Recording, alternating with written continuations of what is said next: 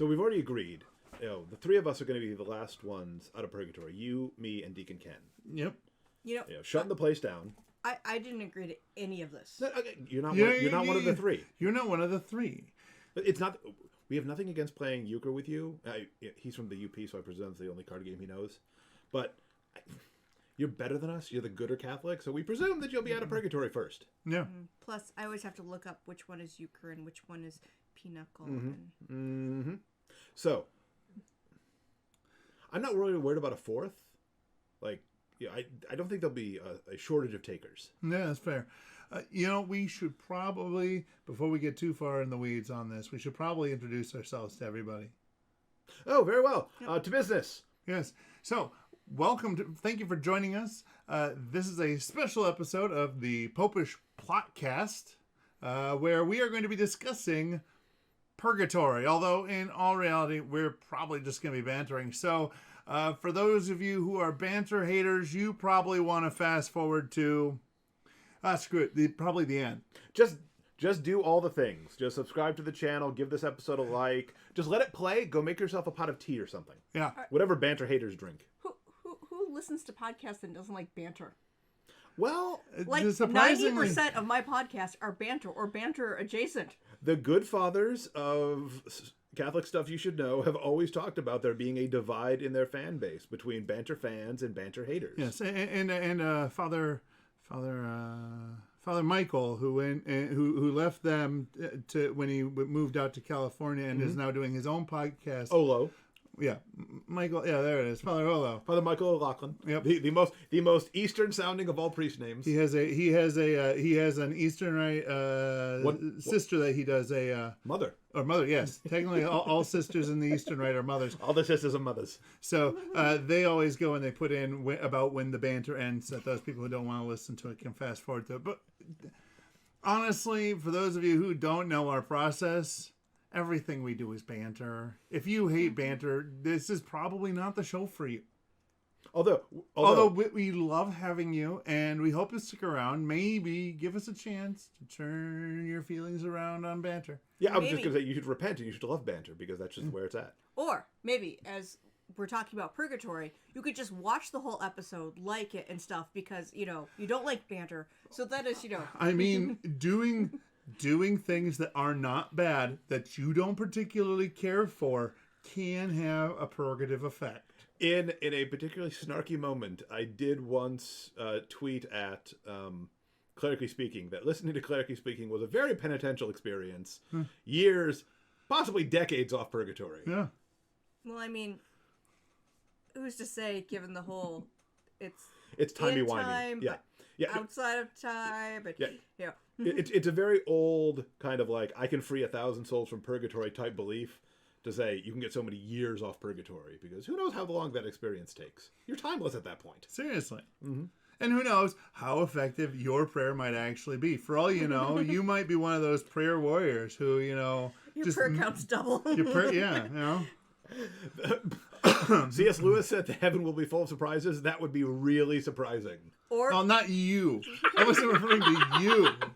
Oh, no. I meant the generalized you, not you. I mean, like somebody out there might be a prayer warrior whose prayers count for extra. Or definitely not you. Your prayers are actually probably at like an incremental rate where you have to pray 4 times as much in order to get one. It's an extremely dim light bulb. I mean, maybe it is like the one time that I went and prayed a rosary with Maria, even though she already prays a rosary every day, where, it's like, all right, that's your one rosary for the year, Maria. I hate praying the rosary, so that counted like way more than yours, because you do it all the time. Super penitential for Jess, yeah. Yes. Well, plus Maria is so holy that, like, yeah, I'll totally join in on that. Ride on those coattails.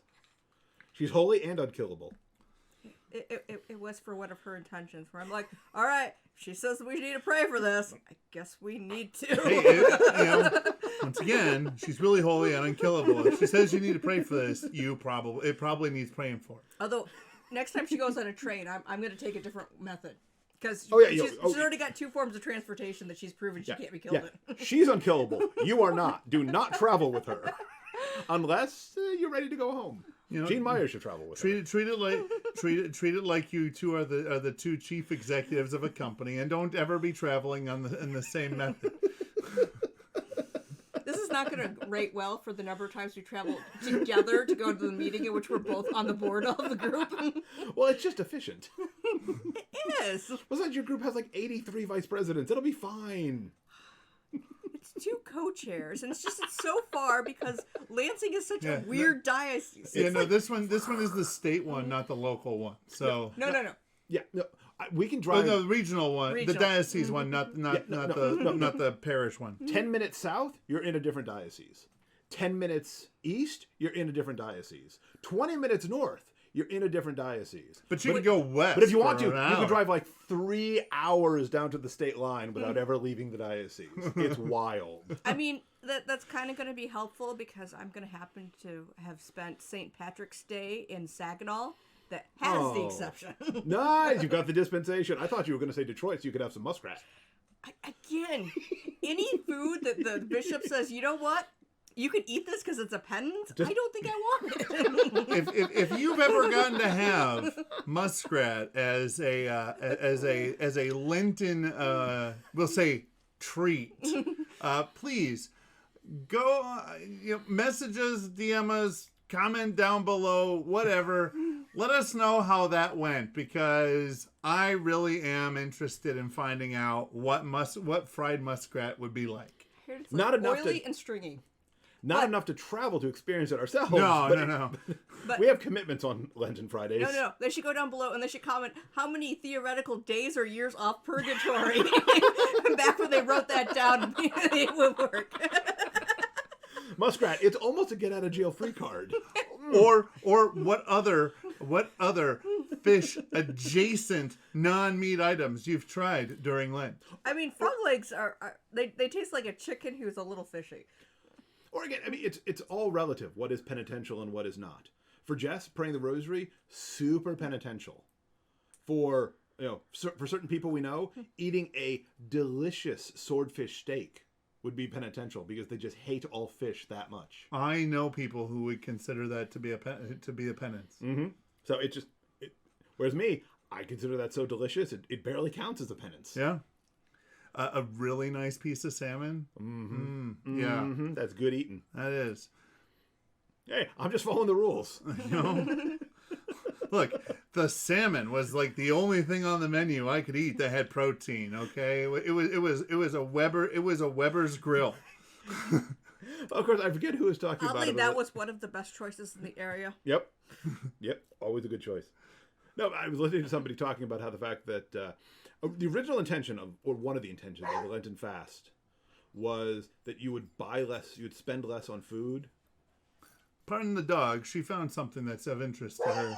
I believe neighbors exist, so we're Yes. probably going to have to let her out. Just I mean that will. neighbors exist. I will let her The out. neighbors are super existing at the moment, working in the garage. Pardon me while I pass in front of the camera here. You want out? Mommy, Daddy, there are other people in the world. Go let them know you exist. Our mailman, I am here. Our mailman has it down because he just carries milk bones with him, so that way whenever he runs into a dog, she now lets us know when the mail is coming. But It's just smart, okay? can we go out now? Well, I mean, if you're a mailman, you're talking about your ancient enemy, the dog. So they should know all the tricks by this point. Like when you're a rookie mailman, that's one of the things they should teach you. Anyway, you were talking about how we have to eat fish during Lent because Peter was a fisherman and it's good for business. Well, no. So one of the intentions was you eat less, so you're saving money, and then whatever you save that becomes part of your almsgiving. But today, even before the recent unpleasantness, fish is generally more expensive than meat. So it's almost like you spend more during Lent on food during Lent to observe the Lenten fast. I mean, Just irony. there are the people who just live off of like mac and cheese, where that's Yeah. still pretty Or- not expensive. Or But bread and water. Yeah, Kraft Dinner is never expensive. When that becomes expensive, then we're doomed. I think. oh, you get Kraft Dinner, not off-brand. No. Kraft Dinner. And backwards No. cheese. not the food club for this guy. No. I don't know. Just being a fan back in the day of the Bare Naked Ladies, I just call it Kraft Dinner. That's even fair. if it's off-brand. Yeah. These are Canadian. Yes. They say things like grade 9. But we would eat Kraft dinner. Totally. We just eat more. Fancy pants Kraft dinner. Ooh. Yeah. With genuine Velveeta. I don't know what it is, and I know it's not cheese, but I do enjoy it. It contains cheese. It's part of its ingredients. It's cheese adjacent. So we're talking about purgatory, the antechamber to heaven, as you would. Or the mud room. The mud room. It's where you go to take off to get rid of all the dirty shoes and coats and things. Mm-hmm. You know, to do that final changing into your perfectly clean wedding garment. Because you don't want to be the dude who was at the wedding feast and the boss goes up to him, excuse me, sir, where's your wedding garment? Dude had no response. Yeah. And then he's just like, throw him out into the outer darkness. With the gnashing of the teeth and the wailing and the whatnot. Horrible.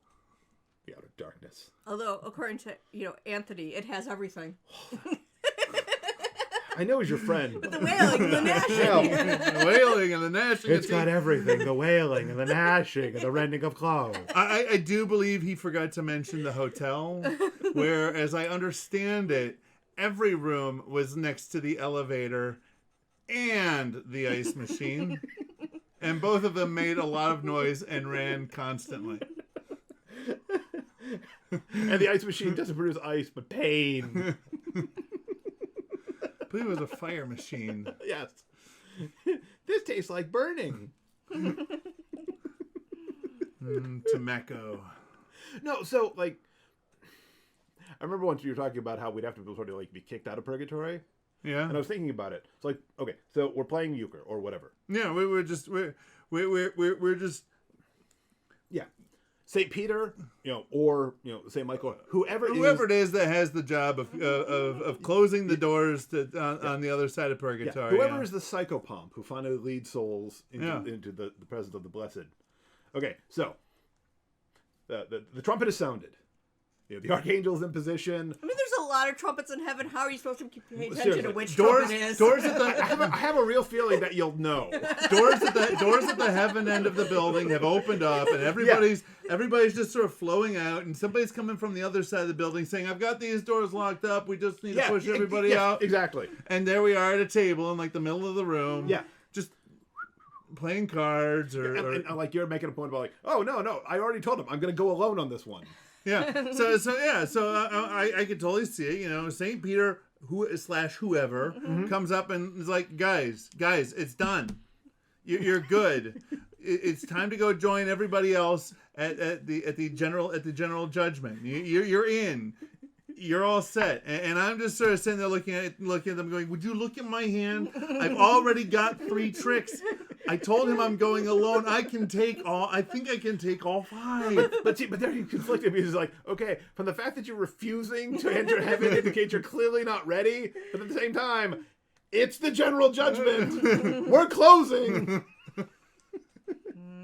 You don't have to go home, but you can't stay here. Well, in fact, you're in purgatory, so you do have to go home. Good news, you have to go home. That's already been decided. The goats, they're all going to be sent off to the left. They're going to be so surprised. It's going to super suck for them. Yes. Yes, this year I didn't go on every time about how goats are cute and, not any worse than sheep that are awful as well. Yeah. And good. Well done, Jess. Well done. Although, I don't know. We did bring on a guest who talked up the wonders of hell. But he didn't mention goats at all. I'm confident this time that he was just misunderstood. I don't know why, but I'm just confident. I mean, if it weren't for the fact that I know this time of year, hell, Michigan is not with a lake of fire or anything, I would think maybe he went there. Or again, perhaps he hit Florida. It smells like sulfur. Everything's gross. Traffic's abysmal. Going to hell, Michigan would have been hilarious. Could he have possibly actually done it? Look, he finds the weirdest thing. Like if you need an order of SSPX nuns or something in 24-hour confession, he can find it for you. Like on the one hand, he could just be telling us a tale, but do you think he might have actually done it? I mean, he's your friend. Look, the Lord works in mysterious ways. I agree with you. I don't entirely understand how he does what he does. Well, that I do find that reassuring. Actually, you tell the guy you need an interesting pilgrimage site. He says, "I've got just the thing," and he always does. Well, he's got something. It's definitely something. I just kind of want to go check out some of these sites. They sound really interesting. I mean, they sound mostly heretical, but really interesting. I'm just looking forward to the day when you and he get to sit down and have a real solid discussion in front of the audience. I mean, oh, that'd be something. I'm going to assume that these places are so out of the way that the bishop hasn't officially condemned them. Only because he doesn't know about it. Yes. If he's informed. So they're probably more legit than half of the things I get sent from well-meaning little ladies. Whoa. Look. Yeah, these have not been denounced yet. Just because they haven't been explicitly denounced doesn't mean that they haven't, if you will, excommunicated themselves de facto. They've all incurred automatic excommunication. Exactly. Sure. We do need a good canonist to parse that. When have I excommunicated myself? And when do I need to wait for the church to make some kind of pronouncement? If I'm feeling frisky in the Emperor Frederick II kind of way.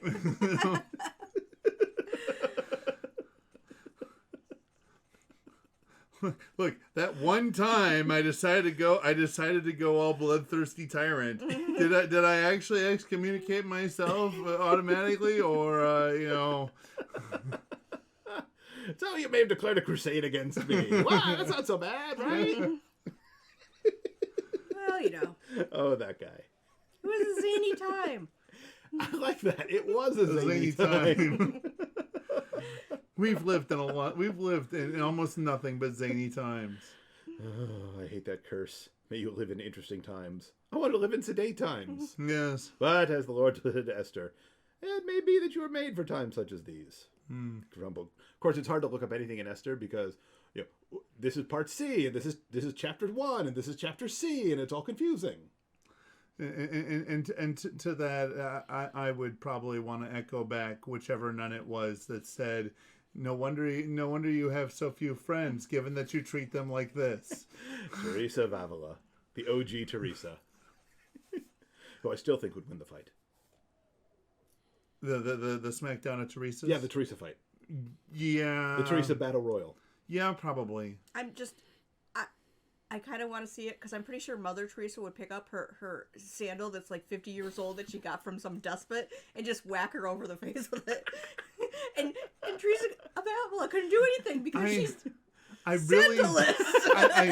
So if you could wave a sandal at them. Oh no, she's got a sandal. She's got a shoe. Run!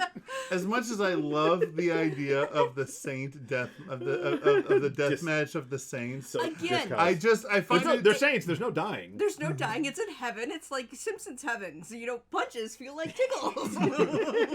Yeah, because they'll all be in fun Catholic heaven, yep. Not boring Protestant heaven. Because they're not our sort. Yes. Which is good. I'm very bad at tennis. All the drinking and fighting. And river dancing. Sounds suspiciously like hell, but.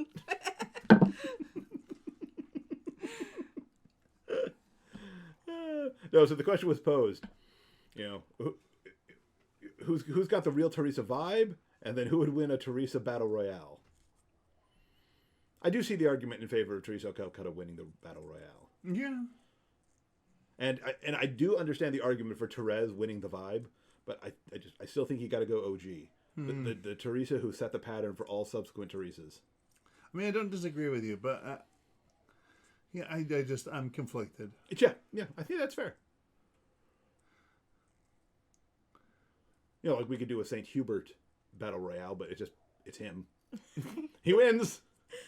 At least I don't know of another St. Hubert. There may be another. There's probably a few. Probably. But I mean, how many of them are on the Jägermeister bottle? He wins. Yeah, he wins. I think all of the Gregorys are too serious of a folk to very high level. Yeah, very high level. Yeah, and all the Anastasiuses. You might We be able don't to know get, anything about half of them. We know that they're numbered. You might be able to get a few Leos in on it, though. Mm-hmm. I hope that one day they do declare Leo the 13th a saint just because he was a tiny little man. Like he and Zacchaeus are the shortest people in heaven.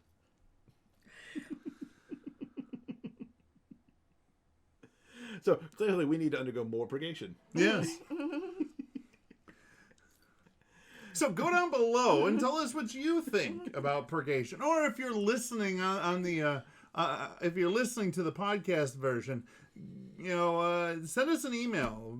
Go visit us on Twitter. If you did all those things at the beginning, like we said, and then you went off to make some tea, you aren't even hearing this. But thank you for letting it play to the end. Yeah, and maybe maybe if we're lucky, you'll click over to another Popish Plot video, and that way we can get some more watch time. Autoplay is your friend, Autoplay is your friend. Pick a playlist, just let it run. or all the playlists.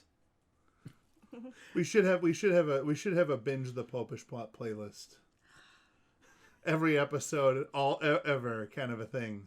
It seems excessive, but it's totally excessive. But I'm on board. Yeah. Since I don't have to do anything for it. Also, did you like this more free-form sort of a thing? Should we do more of it? Let us know down in the comments. Are you a banter hater who hated it with the fiery intention of 1,000 suns? Are you wondering Fiery intensity. when are we ever actually going to talk about Purgatory? Because we just kind of goofed off the entire episode. That's what a banter one is. In fairness, this is what most of our